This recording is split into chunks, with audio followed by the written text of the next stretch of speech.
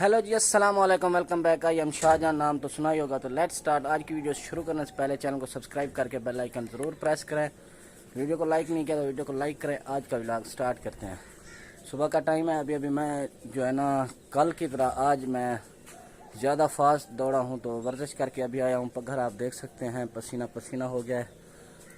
तो अभी थोड़ी सी और वर्जिश करनी है 15 मिनट की, तो वो करके फिर मिलते हैं।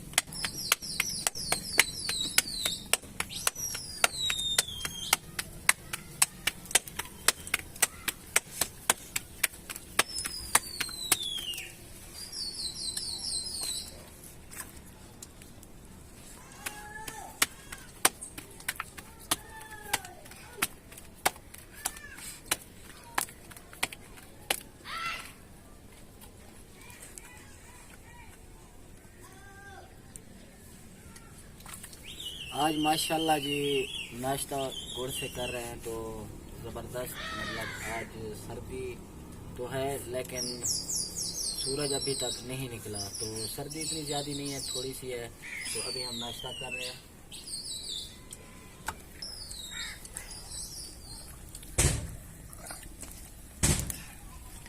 ये देखें जी, गुड़ से नाश्ता कर रहे हैं माशाल्लाह।